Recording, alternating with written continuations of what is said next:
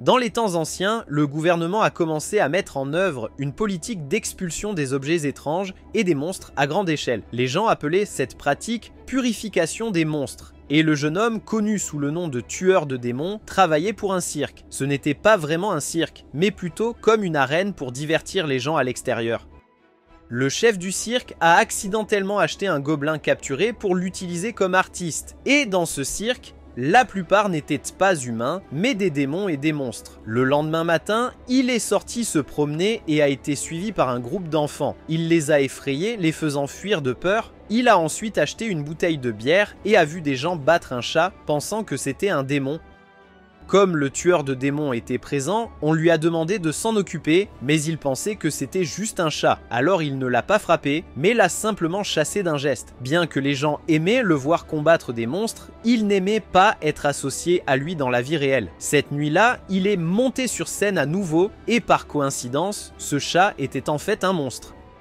Après la performance, il a quitté la scène et a réalisé qu'il était suivi. La fille qui le suivait est sortie en courant quand elle ne l'a pas vu dans la pièce et a été attrapée par lui. Il voulait savoir ce qu'il y avait dans cette cage, alors il s'est approché, ce qui l'a amené à contre-attaquer. Elle a sorti une arme à feu, mais il s'est approché encore une fois et a maintenu l'arme au sol. Il l'a bientôt maîtrisée lorsqu'une voix de la cage lui a dit d'épargner cette jeune femme. La jeune femme a alors rangé le pistolet et a pris la cage.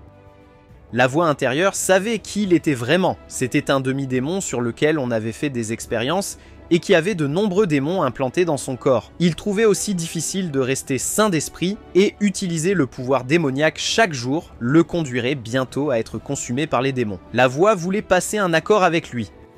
La cage a ensuite été dévoilée, révélant la tête d'une fille. Elle était immortelle, nommée Aya, et elle lui a demandé de la tuer. En retour, elle lui offrirait un moyen de prolonger sa vie. Elle avait vécu pendant plus de 900 ans, et les démons étaient les seules créatures capables de neutraliser son immortalité. Mais celui qui lui a fait du mal était un demi-démon, donc son pouvoir n'était qu'à moitié et il n'a pas pu la tuer complètement. Il y a 1 an, elle a été approchée par un demi-démon qui a pris son corps. Elle ne pouvait pas voir son visage, mais a seulement vu son maître, un vieil étranger avec une voix rauque et une canne. Elle voulait trouver cette personne mais n'avait aucun indice, alors elle est venue le voir. En tant que semi-démon avec plus de démons que d'humains, elle n'était pas sûre qu'il puisse la tuer. Il voulait ensuite aller ailleurs pour discuter, car cela aurait été gênant si le propriétaire du théâtre les trouvait et le faisait jouer à nouveau. Il a ensuite dit son nom pour faciliter la communication. Il s'appelait Shinichi. Aya se demandait alors pourquoi il avait soif de vivre tout en continuant à se produire, malgré le fait qu'il savait qu'il serait bientôt dévoré par les démons. Il a admis qu'il le savait, mais se produire et devenir un démon faisait partie de son intention. S'il perdait la tête et se transformait en démon pendant sa performance, les gens qui l'ont toujours vu comme divertissement seraient les premières victimes, et il voulait voir combien il pourrait en tuer avant d'être arrêté. C'était la façon de mourir qu'il pensait être la plus amusante et qui pourrait rectifier la société. Mais quand elle a dit qu'il y avait un moyen de l'aider à prolonger sa vie, il a abandonné cette idée. Cependant, il a dit franchement qu'il ne la tuerait pas parce qu'elle ne voulait pas vraiment mourir, mais était juste ennuyée de vivre avec seulement une tête, mais il était prêt à l'aider à récupérer son corps, parce que le vieil homme qui avait volé son corps était celui qui l'avait transformé dans cet état.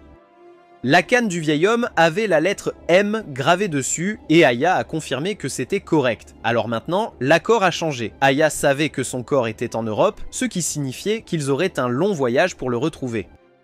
Ensuite, il a demandé à Aya comment il pouvait prolonger sa vie, et Aya lui a dit qu'il devait juste manger une partie de son corps. Mais bien sûr, rien sur cette tête n'était autorisé. Elle a réalisé que les fluides corporels fonctionnaient aussi, alors elle a demandé s'il préférait la sueur ou la salive.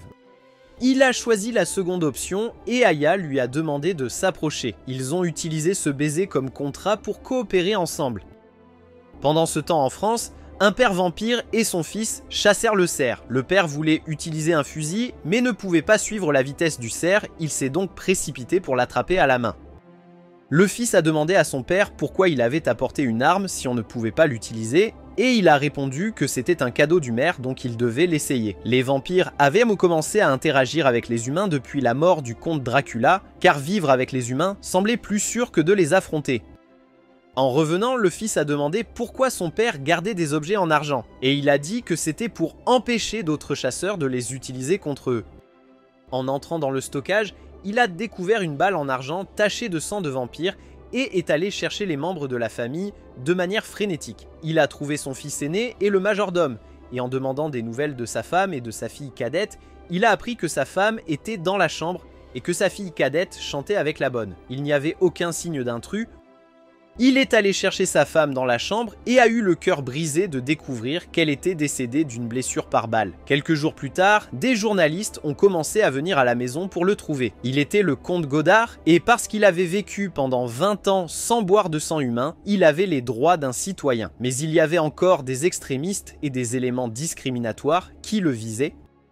Il était alors entouré de journalistes. Il ne voulait rien dire à la presse, mais une jeune fille nommée Annie, également journaliste, a demandé ce qu'il voulait faire à propos de cette affaire. Il a décidé d'engager un détective parce que la police était trop négligente.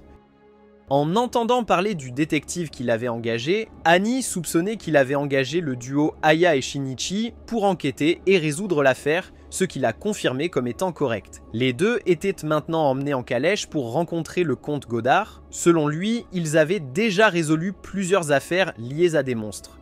Bien que leurs identités et la vérité soient encore quelque peu vagues, ils étaient au moins plus dignes de confiance que la police. À son arrivée, Tsuneki a négocié avec le cocher. Il a discuté du trajet chaotique, demandant un prix légèrement inférieur. Aya voulait qu'il arrête d'intimider le pauvre homme, mais il a quand même insisté pour réduire le prix d'une pièce, ce que le cocher a dû accepter. Mais Tsuneki n'avait pas d'argent, alors il a dit au cocher d'obtenir l'argent du comte. Le cocher est ensuite allé en pleurant au comte pour se plaindre d'avoir été malmené par Tsuneki. Le comte a dit au majordome d'aller chercher l'argent pour payer. Tsuneki s'est présenté au comte et quand le comte a entendu la voix d'Aya, il a pensé que c'était la femme de chambre, Shizuku, qui parlait. Mais Aya a demandé à Shizuku d'aller ranger leurs bagages, ce qui a encore plus embrouillé le comte car il ne pouvait pas dire d'où venait la voix d'Aya. Quand ils sont officiellement passés aux choses sérieuses, Tsuneki a levé le voile et a montré au comte et à ses deux fils qu'Aya n'avait qu'une tête et qu'elle pouvait encore vivre en bonne santé. Comme elle n'avait qu'une tête, elle ne pouvait utiliser principalement que son cerveau. Elle a demandé au comte de raconter toute la scène de crime. Il les a emmenés dans la chambre de sa femme pour examiner la scène là-bas. Parce que les corps de vampires se décomposent très rapidement, sa femme avait déjà été enterrée, mais il y avait encore des photos. En les regardant, il semblait que sa femme avait été poignardée dans le cœur avec quelque chose comme un pieu. Il n'y avait aucun signe de lutte sur son visage, donc elle devait dormir à ce moment-là. Cela signifiait que le tueur avait poignardé directement dans son cœur avec un pieu. Le dos de la chaise n'était pas éraflé et le fait que le meurtrier ait pu passer les sens aiguisés du vampire montrait qu'il devait être très expérimenté. Il n'y avait pas de blessures externes, donc le meurtrier a peut-être utilisé de l'eau bénite pour dissimuler certaines choses sur les lieux. La bouteille d'eau bénite était encore là avec des taches de sang sur le goulot. Un autre problème était le pieu en argent trouvé dans le stockage, dont seul le comte et le majordome avaient pour les clés. Si les vampires touchent de l'argent, même à travers le tissu, cela provoque une sensation de brûlure qui ne peut pas guérir. À partir de cela, Aya a déduit 7 points. Premièrement, le meurtrier devait être une connaissance proche pour tromper l'essence de la dame. Deuxièmement, pourquoi le meurtrier a-t-il agi la nuit alors que les vampires sont plus faibles pendant la journée? Troisièmement, la serrure de l'entrepôt a été retrouvée cassée, et pourquoi la bouteille d'eau bénite a-t-elle été laissée derrière? 4. Comment le meurtrier savait-il qu'il y avait un pieu en argent dans le stockage et savait-il exactement où se trouvait la chambre de la dame et quand elle dormait? 5. Pourquoi le meurtrier a-t-il remis le pieu en argent dans le stockage? À ce stade, le comte a commencé à se sentir étourdi. Soudain, sa fille cadette est venue le chercher, mais a été effrayée par Tsuneki. Aya a dit qu'elle révélerait les 6e et 7e points plus tard. Ensuite, elle a dîné avec toute la famille du comte. Le cocher a également été invité à se joindre, mais il regardait autour de lui avec suspicion. Il a été très surpris qu'Aya n'ait qu'une tête. La famille du comte ne buvait que du sang pour maintenir leur force, tandis que les autres avaient des plats normaux. Aya n'avait pas besoin de manger du tout.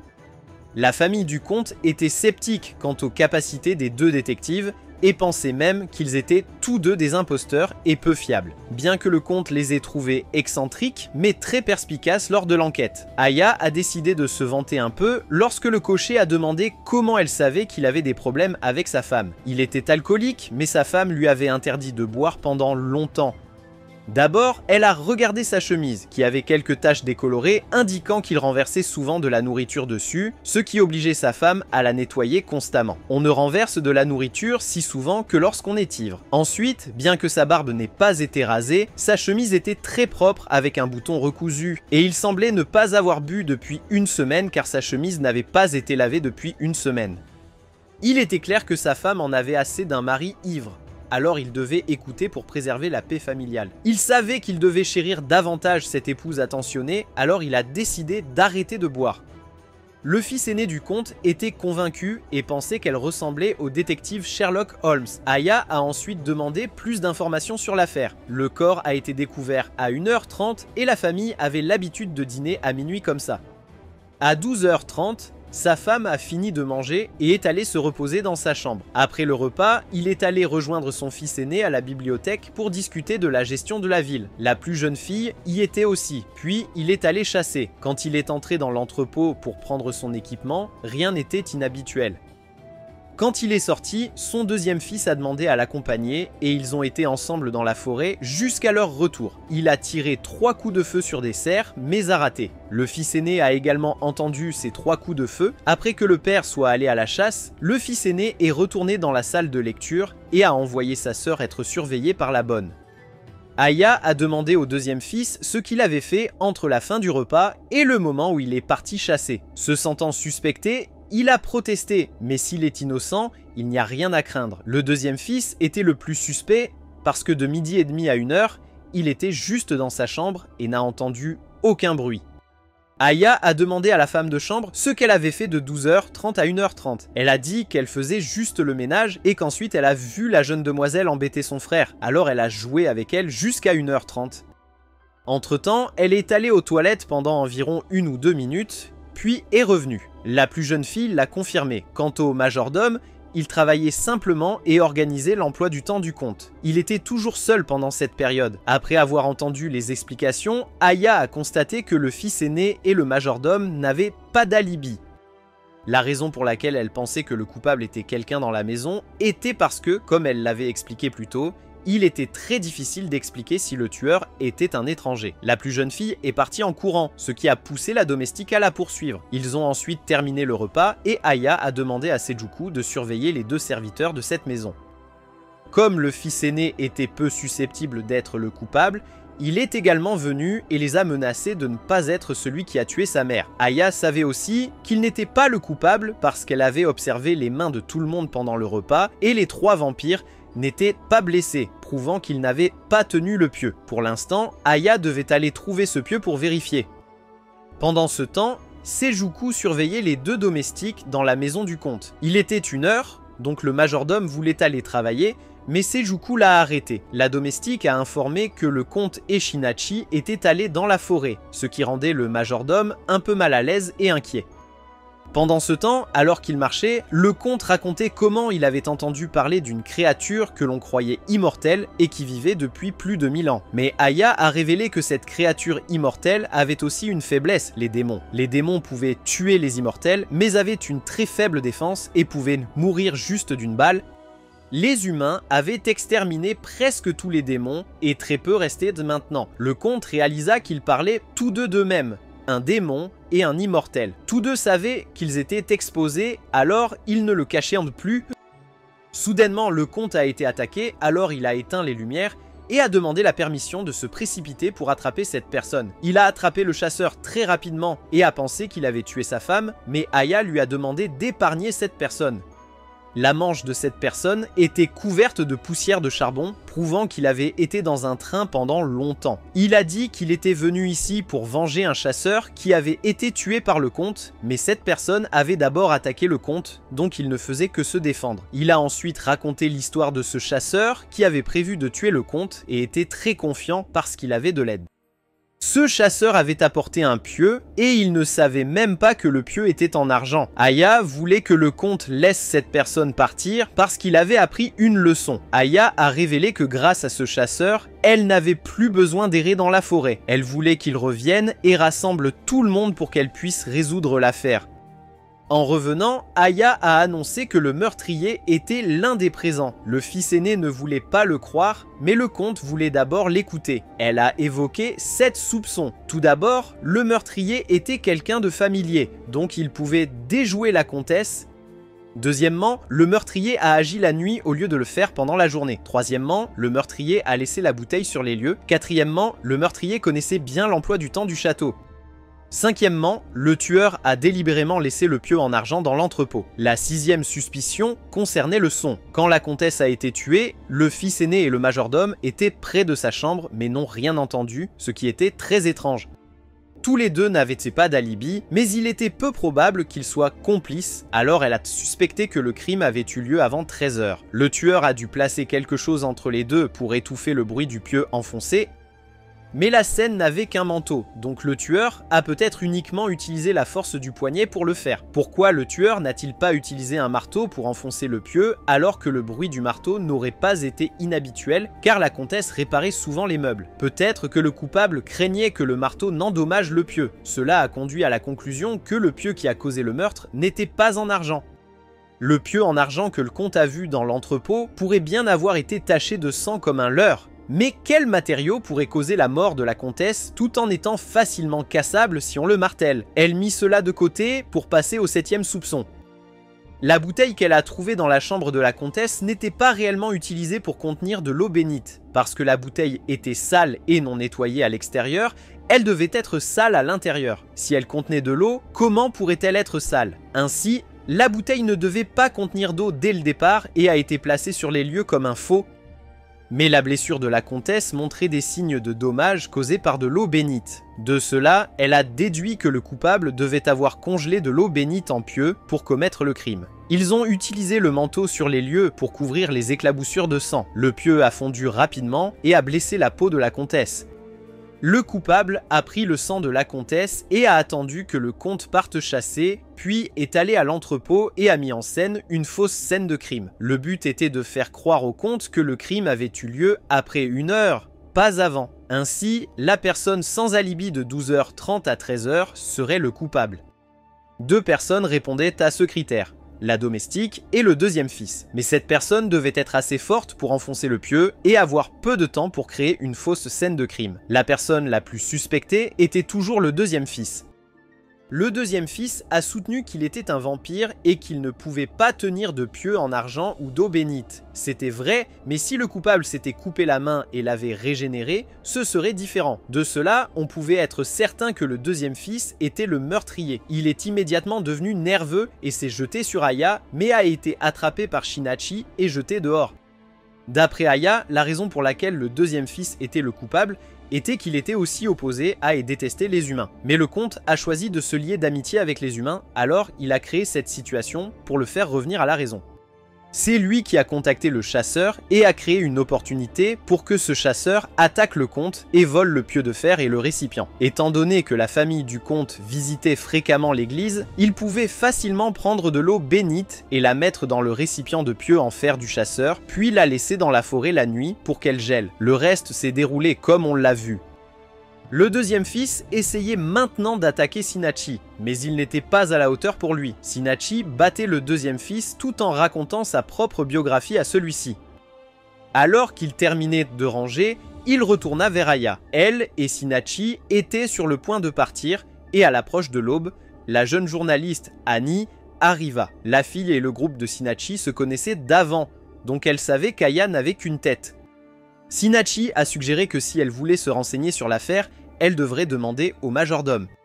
Shigeku et Shinachi ont recommencé à se poursuivre, tandis qu'Aya demandait au comte s'il allait bien. Il avait perdu une épouse et maintenant un fils, mais il devait encore révéler la vérité au monde entier. Aya lui a demandé à propos de la personne avec une canne s'il avait rencontré cette personne récemment et a été invité à Londres, mais il avait refusé.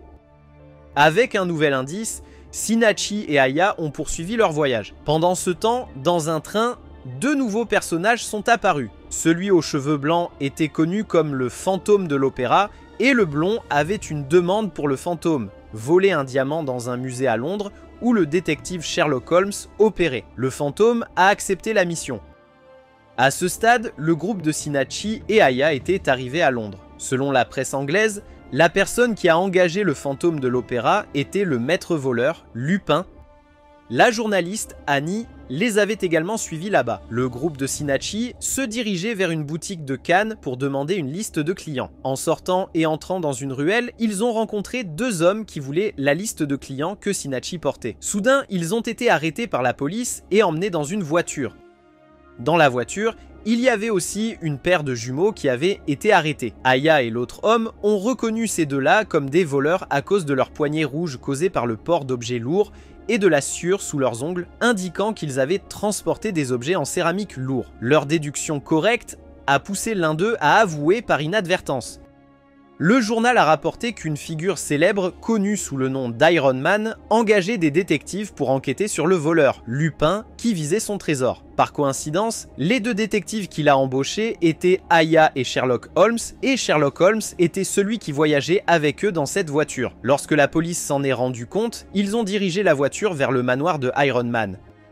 Au manoir, nous apprenons que Iron Man et son majordome avaient établi un record en faisant le tour du monde en 80 jours. Annie, maintenant à l'extérieur de la grille du manoir, était ravie de voir les deux célèbres détectives. En même temps, le fantôme de l'opéra avait également entendu cette nouvelle. Quand ils ont rencontré l'homme de fer, ils n'étaient pas trop surpris de rencontrer Aya, car il avait entendu parler de la personne immortelle. Aya pensait qu'elle n'enquêtait que sur les monstres, donc ce cas pourrait ne pas être très utile. Mais pour lui, le maître voleur, Lupin, n'était pas différent d'un monstre. Les deux détectives pensaient toujours que deux d'entre eux étaient excessifs, mais ils ont continué avec l'affaire. Le maître voleur, Lupin, avait envoyé une lettre annonçant qu'entre 11h et 11h30 le 19, il viendrait voler le diamant nommé la pénultième nuit. La raison de ce nom était que le diamant était de couleur noire. Il avait de la valeur et n'avait jamais été exposé, conservé dans un sous-sol fortifié en dessous et entouré d'un fossé. Au sud, il y avait un canal et un canal souterrain assez grand pour qu'une personne puisse y entrer. Sherlock avait fait fermer la zone. Le diamant était protégé par plus de 100 gardes et policiers, ainsi que par les deux détectives et deux représentants d'une coopérative d'assurance fondée il y a 2 ans. D'après l'enquête de Lupin, la coopérative comptait 7 membres les plus forts qui prendraient toutes les mesures pour protéger leurs clients. Ils portaient tous du blanc et étaient extrêmement compétents. Le premier à arriver pour protéger Iron Man était le représentant numéro 5, Reinhold, et le second était le représentant numéro 7, Fatima. Aya a reconnu Reinhold comme celui qui la gênerait le plus. Il a ouvertement exprimé son aversion pour Aya et Shinhachi parce qu'ils n'étaient pas humains. L'homme de fer a ensuite conduit tout le monde au sous-sol pour entrer dans la pièce contenant le diamant. Cet endroit nécessitait 3 clés et 4 personnes pour pousser la porte ouverte. La nuit pénultième était conservée dans un coffre-fort au design complexe. Cependant, le diamant n'était qu'un produit synthétique, donc il ne valait pas beaucoup d'argent. Aya a remarqué que le coffre-fort était en argent, un métal que les vampires et les loups-garous n'apprécient pas. Le diamant à l'intérieur doit avoir une histoire. Il y a 20 ans, un ami d'Iron Man a excavé un diamant d'une relique du XIVe siècle. Il a placé le diamant dans un coffre-fort et l'a donné à Iron Man qui a mis 10 ans à déchiffrer son mécanisme sophistiqué pour récupérer le diamant. Sur la surface du diamant, il y avait des inscriptions traduites par Aya mentionnant spécifiquement des loups-garous. Après avoir enquêté sur l'origine du diamant, Iron Man a appris que dans le sud de l'Allemagne, il y avait autrefois une tribu de nains prospères qui avait été exterminée par la tribu des loups-garous. Ils étaient tellement rancuniers que pour se venger, ils ont transmis à leurs descendants l'emplacement de la cachette de leurs ennemis à travers un diamant incassable et un coffre-fort en argent que l'ennemi ne pouvait pas toucher. Maintenant, parlons de la chambre. Outre les serrures mentionnées ci-dessus, la chambre dispose d'un microphone pour communiquer avec l'extérieur, une bouche d'aération en spirale au plafond, bloquée par un treillis métallique pour empêcher le passage des humains. C'est assez d'exploration pour aujourd'hui. Avant de partir, Sherlock a chuchoté quelque chose à Iron Man. Shinhachi a demandé à Aya si elle avait un moyen de gérer Lupin et elle avait pensé à une méthode. L'après-midi du 19 janvier, le groupe de Shinichi est allé s'asseoir au bord de la rivière. Iya a dit qu'elle voulait visiter le musée de cire, alors Shizuku est allé demander des directions en suivant une carte. Pendant ce temps, l'assistant de Watson et le frère de Sherlock ont réalisé que la personne assise devant eux n'était pas Sherlock, car les vrais ongles de Sherlock n'étaient pas aussi longs et le vrai Sherlock était juste derrière eux. Cette personne a enlevé son masque, se révélant être le maître voleur, Lupin. Le groupe de Shinichi suivait la carte menant au musée lorsque Shinichi a pensé à saluer Sherlock pour découvrir que Iya avait disparu. Il a accidentellement pris la cage à oiseaux de quelqu'un d'autre et s'est fait frapper par Shizuku. Lupin, à ce stade, a affirmé qu'il n'y avait pas de serrure qu'il ne pouvait pas casser, puis il a sauté dans une voiture conduite par un fantôme et s'est échappé, manquant de peu de heurter la servante Shizuku tout en parlant. Elle a demandé s'ils avaient vu une cage à oiseaux. Étant un admirateur de filles, Lupin a invité Shizuku à le rejoindre dans la voiture pour chercher ensemble. Shinichi a rencontré Annie par hasard à nouveau, alors ils sont aussi allés ensemble chercher. Chez son frère, Sherlock lui a rappelé d'être prudent avec les représentants d'assurance parce qu'il avait l'impression qu'ils n'étaient pas fiables.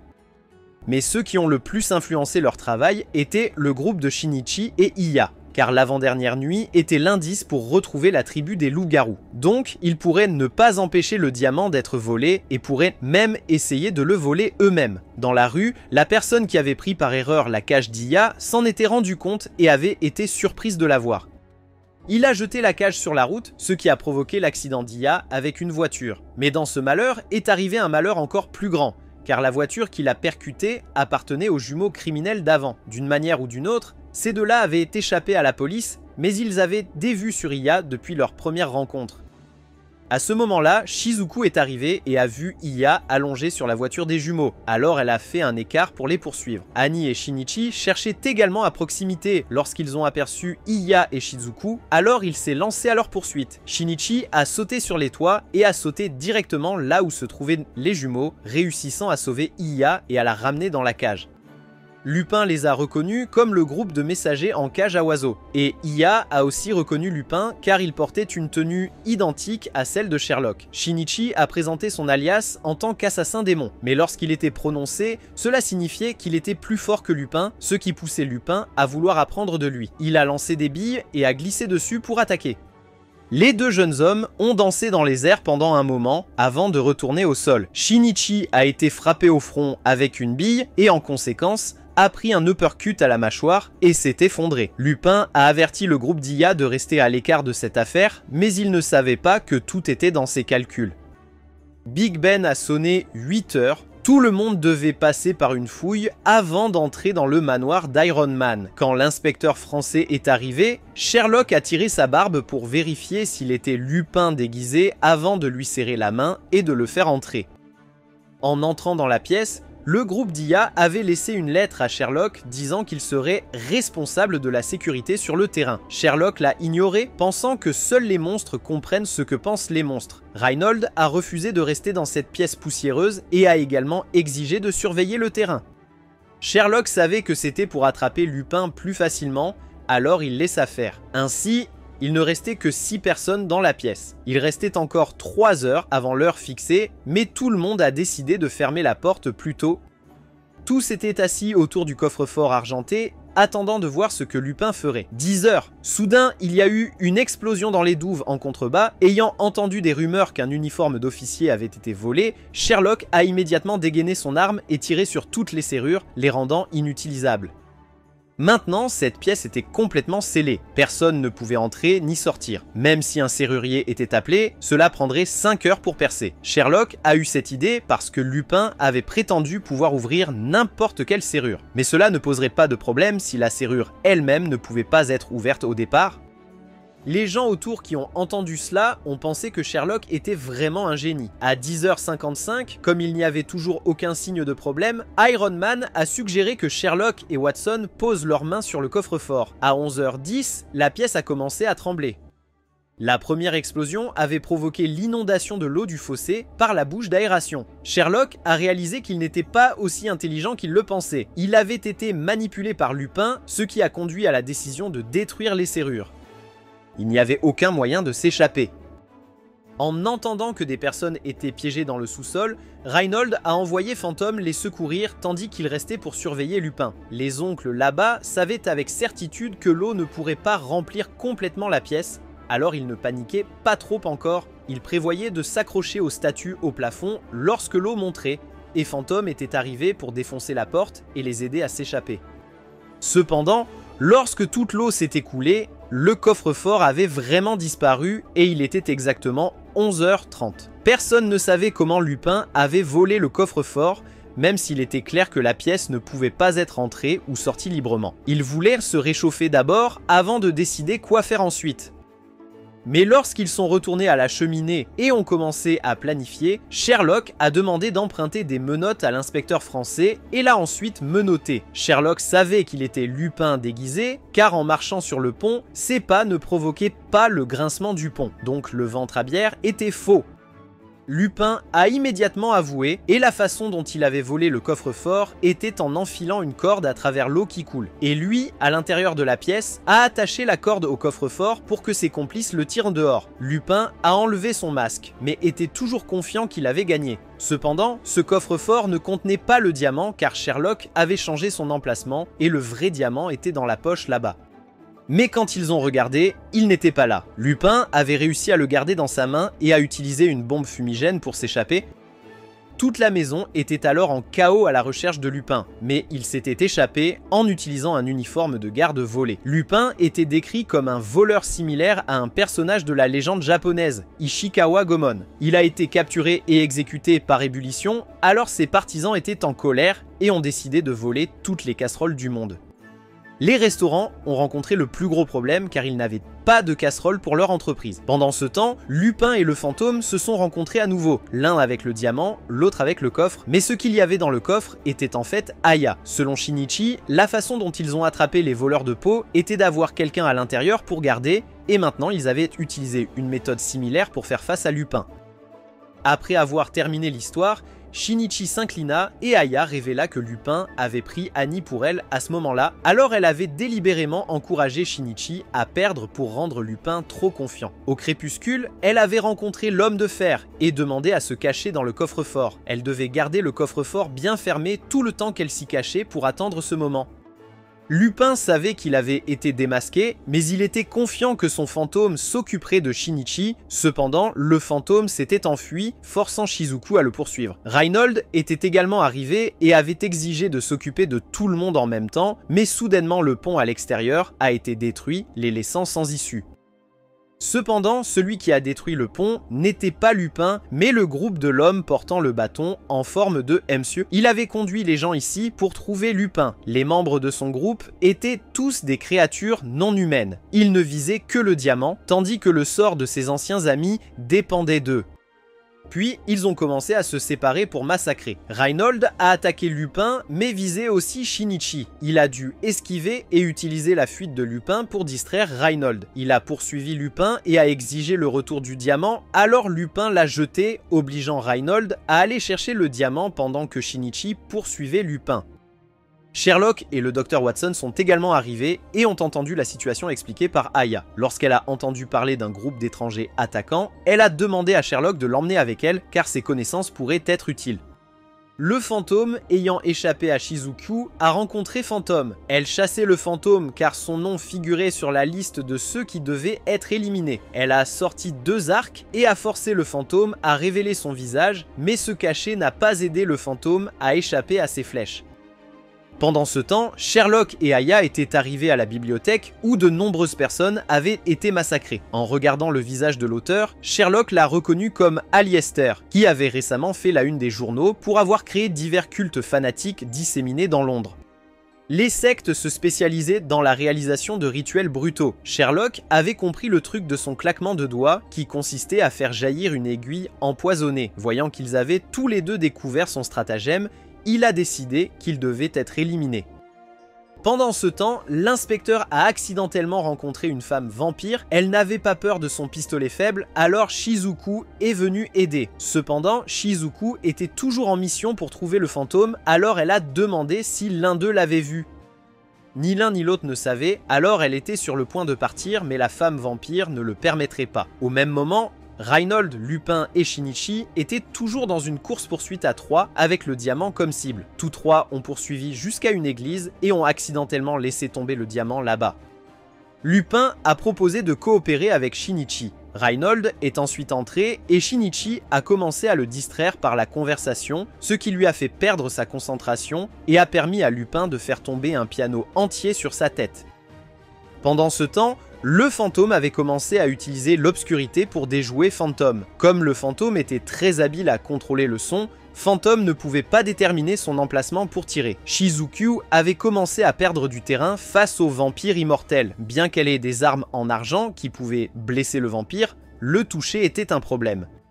Ce que Shizuku n'avait pas prévu, c'était que le sang du vampire était toxique. Le poison a touché Shizuku et l'a enchanté par le vampire.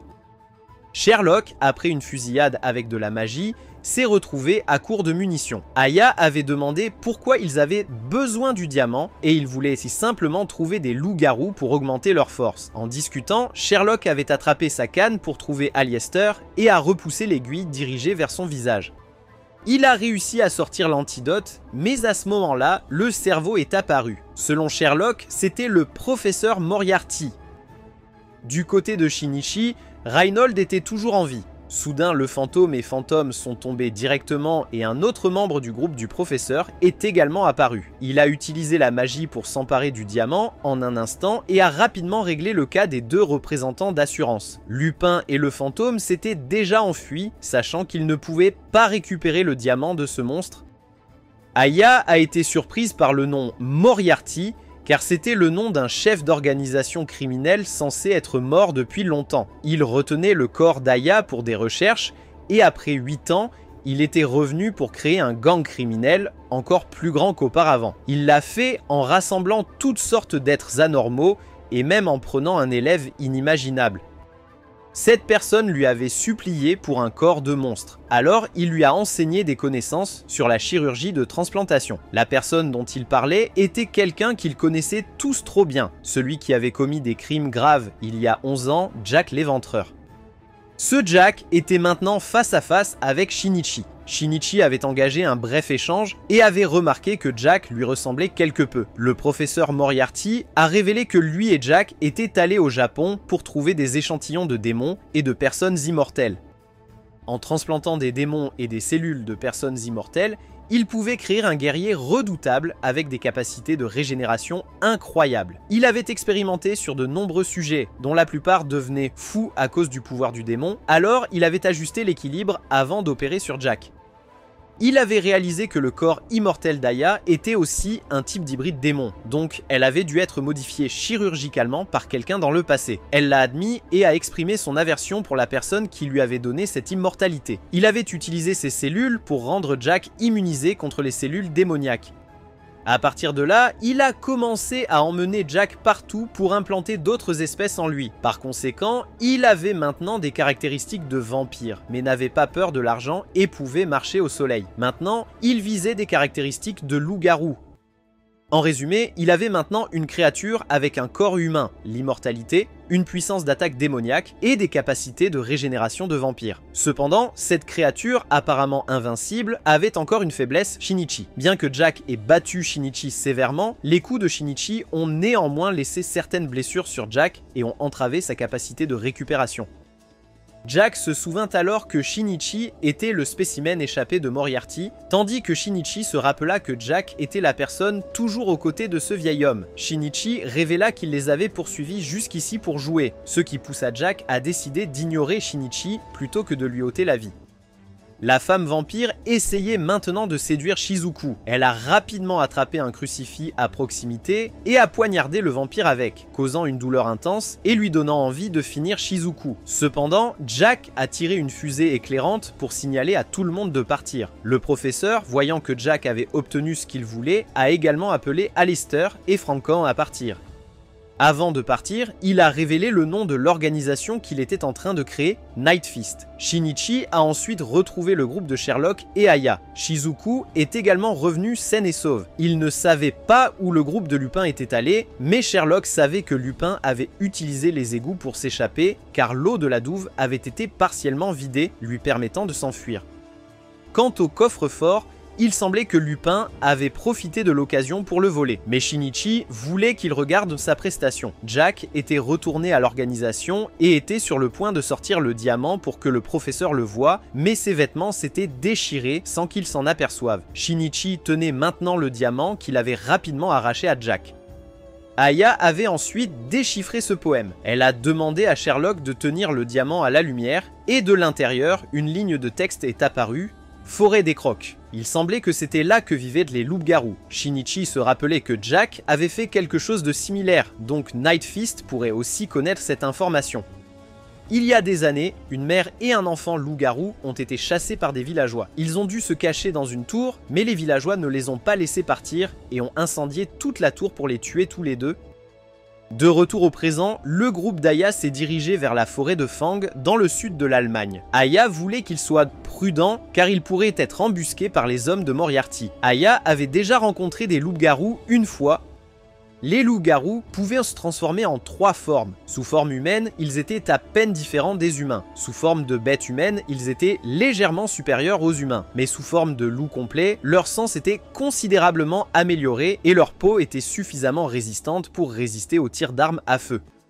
Soudain, en marchant, le groupe d'Aya a rencontré un homme barbu. Il a reconnu les 3 comme des détectives qui enquêtaient sur les monstres et a supplié de l'aide, car une fille du village avait été enlevée par un loup-garou. Lorsqu'ils sont entrés dans le village, les villageois les ont évités. Aya a demandé à l'oncle de raconter toute l'histoire.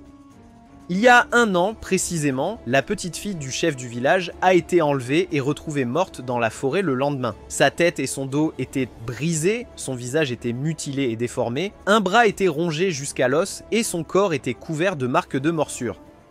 4 mois plus tard, ce fut au tour de la fille du meunier d'être enlevée, et son état était tout aussi horrible. Encore 4 mois ont passé, et la fille du propriétaire du moulin à farine a été la prochaine victime. Les 3 incidents se sont tous produits pendant des nuits pluvieuses. Les marques trouvées sur les corps étaient toutes identiques, et les caractéristiques identifiantes des cadavres correspondaient toutes. Une autre chose était qu'hier, une autre petite fille a été enlevée. Le père avait défoncé la porte pour se précipiter, mais le coupable avait pris la fille et s'était échappé par la fenêtre. Cependant, il n'avait pas plu hier. Il y a 8 ans, les villageois avaient chassé les loups-garous du village avant qu'aucun désastre ne se produise. Lorsqu'on l'a amené à l'église, le père de la fille a été surpris en train de soupçonner un étranger d'être un loup-garou. Mais il y avait 3 étrangers, donc un tel raisonnement ne pouvait pas tenir. Le groupe de détectives est arrivé et Aya ne les a pas encouragés à regarder la vraie forme de la fille. Mais ils ont quand même regardé et ont été choqués. Le père de la fille disparue a traité Aya de monstre. Mais elle seule pouvait résoudre l'affaire, alors il devait écouter. Aya a ensuite demandé à voir la scène du crime et a remarqué qu'elle était très en désordre. La cheminée n'était pas allumée la nuit dernière, donc le coupable a dû entrer par là. D'après la taille et les empreintes, on pouvait en déduire que c'était un homme bête. Elle a ensuite demandé à l'oncle barbu de lui apporter les marques de dents des cadavres précédents et de demander à Shizuku de lui apporter une balle de la taille de sa tête. Elle a ensuite demandé à la mère ce qu'ils avaient fait la nuit précédente. Ils ont simplement suivi leur routine habituelle. Des 2 fenêtres, l'une était fermement verrouillée et celle qui était cassée avait été réparée et ne pouvait pas être ouverte. La direction de la fuite du coupable était évidente. Shizuku est ensuite arrivé et on lui a demandé d'aller sur le toit pour observer s'il y avait des traces. Lorsqu'il n'y avait rien, elle a dit à Shizuku de jeter quelque chose. De la poussière s'est élevée en un nuage et l'oncle a ramené les marques de dents. Aya a pu alors conclure que cet incident n'avait pas été causé par un loup-garou fou en liberté, mais par quelqu'un de sensé. Il y avait du sang sur le lit, mais pas de sang sur la voie d'évasion, donc le coupable a dû apporter un sac pour mettre la file dedans. De plus, la serrure de l'entrepôt était également cassée et il était connu que, il y a 1 an, il avait été cambriolé et des armes et des munitions avaient été volées. Comme cela a coïncidé avec le premier incident, cela devait être pris en considération. Le groupe entier est ensuite allé chez le chef du village. Et il avait des informations sur la forêt de Nan et l'habitat des loups-garous. Il savait aussi quelque chose sur ce diamant. Alors Aya a décidé de négocier avec lui. Elle capturerait et résoudrait le cas des loups-garous dans ce village en échange d'informations de sa part. Selon le chef du village, parmi les 3 suspects du village, il n'y avait qu'un seul docteur, un seul ingénieur et un seul artiste. Les 3 étaient des étrangers venus au village. La méthode pour détecter les loups-garous était de placer des fleurs parfumées ou de taper sur des pots près de leurs oreilles pour les surprendre à cause de leur sens aiguisé. Mais les 3 n'ont montré aucune réaction. Les loups-garous peuvent contrôler leur sang, leur reproduction et leurs caractéristiques, ce qui fait que les loups-garous modernes ne craignent plus l'argent et l'eau bénite. Alors, maintenant, le seul moyen d'éliminer un loup-garou est de le tuer sous forme humaine. Mais si le roi des loups-garous naît, toutes les méthodes conventionnelles deviendront inefficaces. Le roi des loups-garous est une légende sur les loups-garous qui donnerait naissance à un individu considéré comme un dieu du clan des loups-garous. Il avait déjà vu des loups-garous immunisés contre l'argent.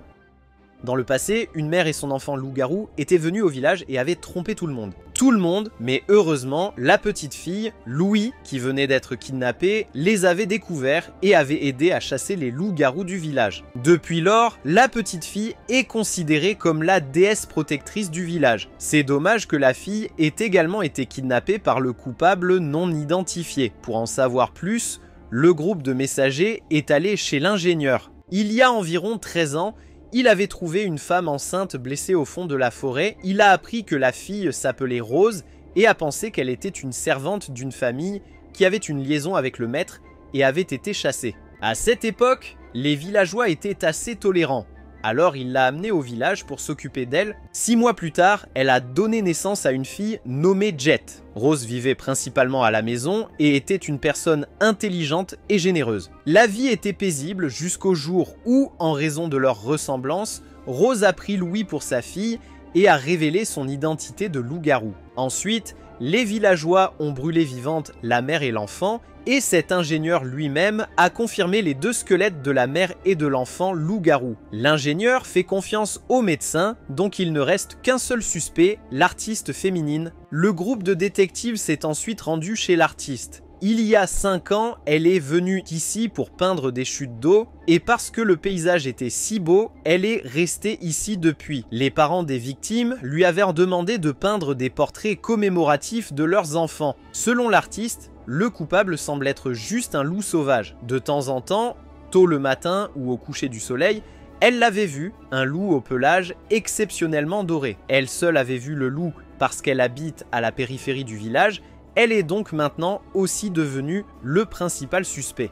Il n'est pas clair si cet artiste est la coupable ou non, mais Aya sait qu'elle a menti au sujet de vivre dans une famille d'artistes et d'avoir été diplômée d'une école d'art. La façon dont elle tient son stylo n'est pas celle d'une vraie artiste. Alors Aya a vu clair. Elle a dû expliquer que, parce qu'elle est maintenant orpheline et souvent victime de discrimination, elle a menti pour éviter l'embarras, ayant été abandonnée depuis l'enfance. Alors que le groupe de détectives était occupé à enquêter sur l'endroit où l'ingénieur avait trouvé Rose, le groupe de la soirée nocturne les observait de loin. Le soir, Aya était présente chez l'oncle médecin. C'est lui qui a entendu le cri de Louis quand elle a été emmenée. Aya a soudainement demandé comment les parents de Louis traitèrent la petite fille, car elle avait vu le fauteuil roulant de Louis, les roues et les accoudoirs étaient sales, mais les poignées à l'arrière étaient extrêmement propres. Louis avait aussi appris à être indépendant, donc peut-être que les parents de Louis ne se souciaient pas du tout de la petite fille.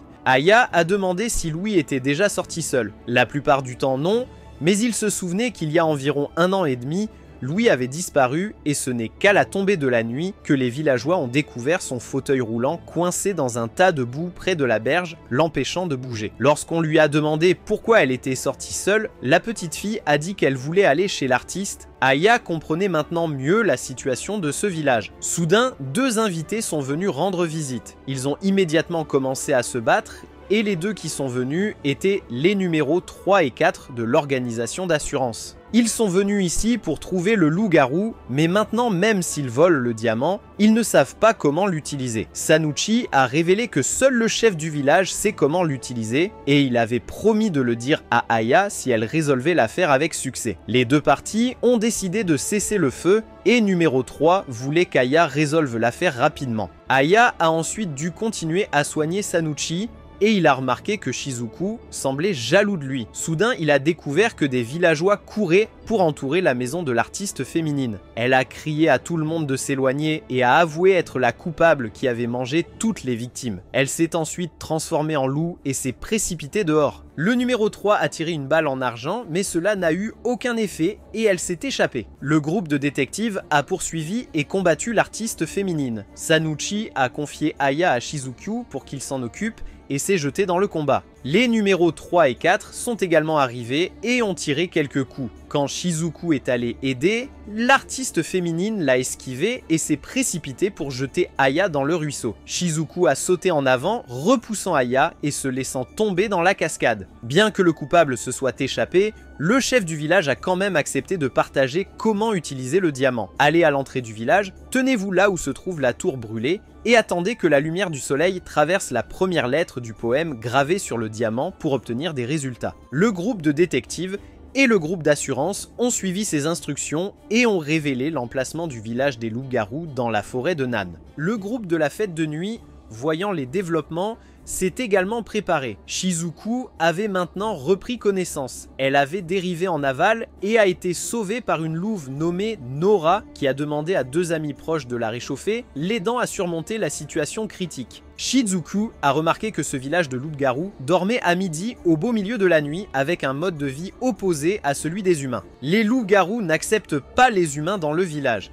Alors Shizuku devait partir dès que possible. En même temps, Shizuku a également appris que dans ce village de loups-garous, il y avait un cas de tueur en série où les victimes étaient de jeunes filles les jours de pluie. Comme son arme n'était pas du type utilisé sur les corps, il pensait qu'elle n'était pas la coupable. Elle voulait qu'ils attendent qu'Aya arrive parce qu'Aya pouvait résoudre l'affaire. Mais plus les gens entraient dans le village, plus ce serait difficile. Alors Nora a pensé qu'il vaudrait mieux que Shizuku parte. Elle a ensuite préparé du thé pour les 3 loups-garous. Boisson. Ils l'ont tous loué et Shizuku voulait en savoir plus sur l'affaire. On a appris que cela a commencé il y a 1 an avec des décès survenant tous les 4 mois et il y a maintenant 3 victimes. Les victimes sont mortes d'avoir été touchées à la poitrine et les hommes du village perdaient toujours la piste du coupable parce que la pluie effaçait toutes les traces. À chaque fois, personne n'entendait de coups de feu. Jusqu'à présent, ils savaient seulement que le coupable utilisait un pistolet, était très doué pour tendre des embuscades et savait parfaitement effacer les traces. En général, Shizuku ne pouvait rien enquêter,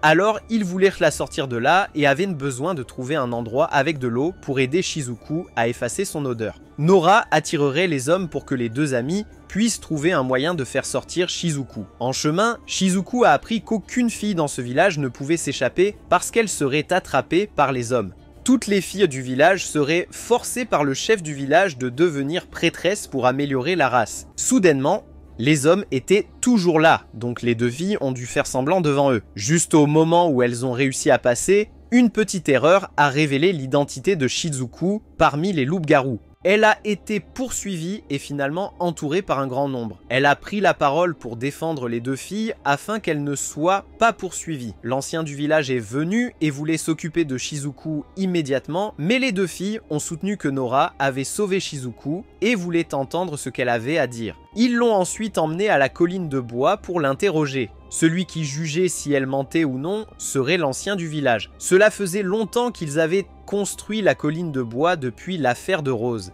Peu importe comment elle expliquait, le doyen du village la considérait toujours comme menteuse. Les 2 filles ont également pris la défense de Shizuku. Soudain, au milieu du procès, un coup de feu a retenti. Tout le clan s'est précipité dans la forêt pour trouver Nora morte par balle. Aujourd'hui, il ne pleuvait pas, mais il ne pouvait toujours pas sentir les traces du coupable. La vieille femme a de nouveau accusé Shizuku, mais les hommes ont soutenu que Shizuku avait été retenu sur la colline de bois tout le temps, alors comment aurait-elle pu le faire ? Les loups-garous ne savaient pas quoi faire, alors ils ont laissé Shizuku examiner la scène. Il y avait très peu de sang autour, donc Shizuku a deviné que ce n'était pas là que le coupable avait agi. Le corps de Nora était mouillé, mais ses vêtements étaient secs, ce qui signifie qu'elle s'était trempée quelque part avant de s'habiller, puis elle a été abattue et le corps a été déplacé ici. Il y avait une marque de balle sur un arbre à proximité, donc 2 balles ont été tirées, mais une seule a fait du bruit. Voyant que Shizuku ne pouvait pas aider beaucoup, les loups-garous ont décidé de s'occuper d'elle car ils ne laisseraient entrer personne d'autre dans le village. Ailleurs, le groupe d'Aya se déplaçait lorsqu'ils ont été attaqués par Franken. Il a entraîné Shinichi et Aya en bas d'une falaise et a coupé le groupe d'assurance. Franken leur a ensuite dit qu'il avait aidé les 2 à se débarrasser du groupe d'assurance. Alors il voulait en retour l'emplacement du village des loups-garous. Même en connaissant l'emplacement, Franken craignait encore que Shinichi puisse mentir. Alors il a exigé de garder le diamant comme garantie. S'ils se rencontraient au village des loups-garous, il le rendrait Puis, ils sont allés chacun de leur côté. Shinichi et Aya sont arrivés au village des loups-garous, où se tenaient les funérailles de Nora. Avec l'aide d'une louve, Shinichi et Aya ont rencontré Shizuku dans la prison. Aya a demandé les résultats de l'enquête de Shizuku et l'a félicité pour son bon travail. Les hommes ont senti leur odeur et ont décidé de vérifier la prison. Pour éviter le chaos, Shizuku a décidé de rester temporairement en prison, tandis que Shinichi a emmené Aya enquêter sur la scène du crime. Les loups-garous ont rapidement senti leur odeur et les ont poursuivis, mais Aya a dit à Shinichi de contourner un rocher pointu pour qu'elle puisse observer. Elle a aidé Shinichi à trouver un interrupteur et tous les deux ont réussi à entrer dans un tunnel avant l'arrivée des loups-garous. C'est ainsi que le coupable cachait ses traces après chaque crime. Il y avait encore du sang ici et l'arme du coupable était aussi ici, donc les victimes ont dû être tuées ici et leur corps déplacé à la surface. Aya a reconnu ceci comme le pistolet que le père de Louis avait perdu de l'entrepôt. En allant plus loin, ils ont découvert la traînée de sang de Nora et un lac. Un coin semblait avoir été occupé. Sur le mur, il y avait un emploi du temps gravé et ils devaient aller plus loin pour en savoir plus. Pendant ce temps, quelqu'un dans le village humain a découvert par accident le corps de Louis. Le groupe de détectives a trouvé le corps de l'artiste féminine à côté d'un tunnel menant au village humain. Aya comprenait maintenant que Rose avait utilisé ce tunnel pour atteindre le village humain il y a des années. Les deux ont rencontré à nouveau l'oncle médecin et ont entendu parler de la découverte du corps de Louis. En rencontrant les parents de Louis, Aya a demandé comment ils avaient traité Louis avant qu'elle ne devienne la déesse gardienne. Louis était alors considérée comme un fardeau parce qu'elle ne pouvait pas marcher seule. Il y a 8 ans, les parents de Louis avaient prévu de l'abandonner. Ils l'ont laissé dans la forêt, mais de manière inattendue, Jette, la fille de Rose, a ramené Louis au village cette nuit-là. Louis a ensuite révélé l'identité de la mère et de la fille loup-garou cette même nuit. En gros, Louis a été abandonné, Jette a sauvé Louis et Louis a trahi Jette pour se montrer utile au village afin qu'elle ne soit pas abandonnée. Louis était très intelligent parce que si elle ne les avait pas exposés, les villageois auraient enquêté et révélé que ses parents avaient essayé de l'abandonner. Aya commença maintenant à comprendre et décida de retourner au village des loups-garous une fois de plus. Les deux ont utilisé le tunnel pour revenir et ont commodément révisé certaines choses en chemin. Les numéros 3 et 4 ont également découvert le tunnel et ont décidé d'appeler tout le village. Le vampire était entré dans le village et a commencé à le corrompre. Le groupe de Shinichi avait déjà libéré Shizuku de prison. Aya voulait retourner au village parce qu'elle avait plus à clarifier. Elle a demandé à la femme loup-garou à nouveau si c'était vrai que les villageois ici vivaient la nuit et vivaient séparément. Dès la confirmation, elle a assigné Yachinochi pour distraire les loups-garous. Les hommes, en entendant que Shizuku s'était échappé, ont commencé à agir. Franken et Holester, entendant le hurlement, ont également agi immédiatement. Yachinochi a découvert 3 loups-garous qui le poursuivaient. Il les a vaincus un par un en utilisant des tactiques ingénieuses. Aya avait maintenant atteint le cimetière du clan des loups-garous pour déterminer l'indice final. Le village des loups-garous a soudainement été incendié. Les numéros 3 et 4 avaient poussé les villageois à se venger des loups-garous. Les 3 membres du Night Party avaient commencé à massacrer des loups-garous. Aya avait demandé à la louve de déterrer le corps de Nora pour l'examiner. Elle avait dit à Shizuku de revenir pour aider les loups-garous. Elle est retournée pour trouver la louve restante, mais a rencontré le vampire. Le numéro 4 a maintenant affronté Franken et a commencé un duel verbal. Le numéro 3 a rencontré le magicien. Après un moment, Aya avait compris tout le problème et retournait au village pour expliquer.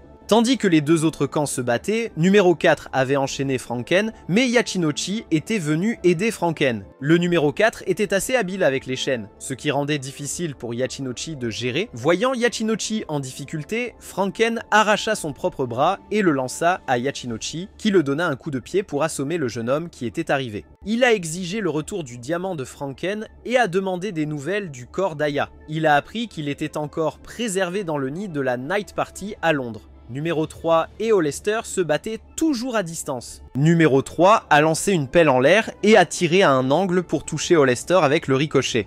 Ici, le vampire a découvert que Shizuku ne portait pas de sous-vêtements, mais elle ne voulait pas en parler. Le vampire a informé Shizuku que parce qu'elle avait déjà été exposée à son poison, elle avait maintenant des anticorps dans son corps. Shizuku n'était pas sûr si c'était vrai, alors le vampire lui a fait une marque sur la jambe. Shizuku est tombé sous son charme à nouveau, mais le vampire a dit que ce qu'elle lui avait dit était vrai et que c'était juste une illusion. Elle est ensuite partie, épargnant Shizuku cette fois-ci. De l'autre côté, le numéro 3 pensait qu'elle avait mangé Holester, mais il avait changé de corps et lui a donné une aiguille. Yachinochi et Aya sont allés rencontrer Shizuku à nouveau. Yachinochi voulait résoudre l'affaire, mais Aya avait quelque chose pour lui à faire. Dehors, les habitants des deux villages se préparaient à un combat général. Enfin, Aya est arrivée et a demandé à tout le monde d'arrêter. Elle a annoncé qu'elle avait trouvé le coupable des deux affaires. Le coupable se tenait sur la colline en bois, qui était à la fois Louis et Nora, ni plus ni moins que la fille de Rose, Jet. De retour sur la scène du crime dans la chambre où Louis a été attrapé, les preuves ont montré que personne n'était entré dans la pièce, mais il y avait des traces de quelqu'un sautant par la fenêtre sous forme de loup. Les empreintes près de la cheminée auraient dû avoir de la poussière autour si quelqu'un était entré par là, mais l'endroit était propre.